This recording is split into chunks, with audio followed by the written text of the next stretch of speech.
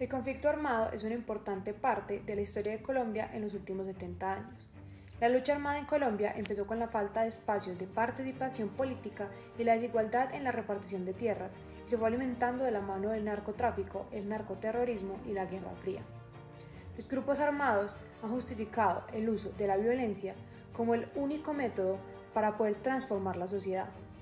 Dicho de otra forma, el uso de la violencia y la lucha por el poder han marcado las dinámicas sociales y políticas que han tenido lugar en Colombia desde el siglo XIX hasta el día de hoy. El conflicto armado en Colombia cuenta con una pluralidad de actores que han alimentado y transformado el conflicto interno en el país.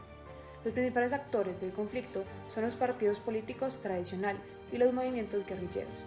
Sin embargo, el surgimiento de diferentes grupos revolucionarios, paramilitares y la influencia del narcotráfico han tenido influencia en dicha historia. Además, Colombia se ha caracterizado por una brecha social entre una élite política con una fuerte presencia regional y monopolizadora, y por otro lado, grupos minoritarios como los indígenas, afrodescendientes y campesinos que no han contado con el mismo acceso a los derechos de propiedad y a los servicios del Estado. Asimismo, el conflicto armado ha afectado a Colombia y a sus ciudadanos en diferentes maneras. Según las cifras registradas hasta el 2020, alrededor de 7 millones de personas fueron víctimas de desplazamiento, 940.000 de homicidios, 200.000 de desapariciones forzosas, 10.000 de torturas y 35.000 de secuestros. El día de hoy conoceremos la historia de una de las víctimas que dejó este conflicto. Como dije anteriormente, el día de hoy tendremos la oportunidad de hablar con Jorge Willes, el tío de Mariana Filippo, el cual fue víctima del conflicto armado en Colombia. Jorge Willes es un hombre de 42 años, el cual se graduó de Ingeniería Agroindustrial en la UPB.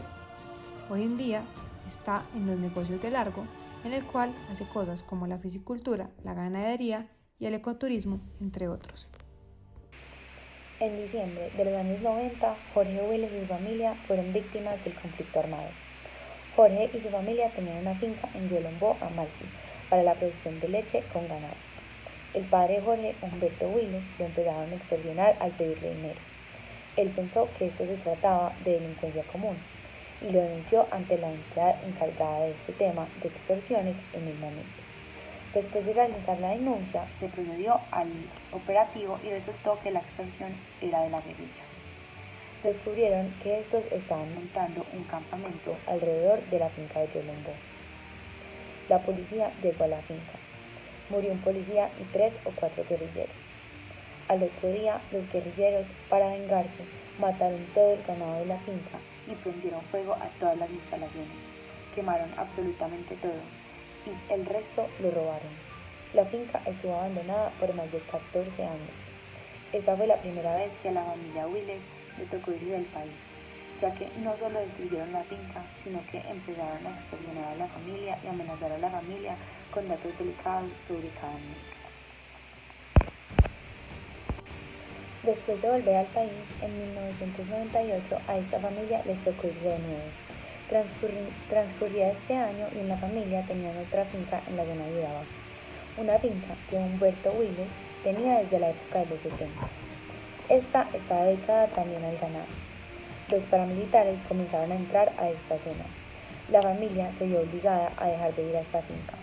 Los paramilitares comenzaron a exigirle a Humberto y su familia la venta de las fincas. Él estaba seguro en su decisión al decirles en repetidas veces que no estaba interesado en venderlas. Sin embargo, este grupo paramilitar le indicó que no tenía opción y era una obligación vender las fincas al precio que ellos estipularan. Este precio era tan solo el 20% de lo que costaban las fincas, así que el padre de Jorge mantuvo su posición. Por ende, los paramilitares llegaron a la finca de Urabá a la fuerza y mandaron a matar a uno de los administradores de la finca. Humberto habló con las Fuerzas Armadas y a estas les tocó retirar al resto de los trabajadores y administradores escoltados por el ejército. Les tocó abandonar todas las fincas.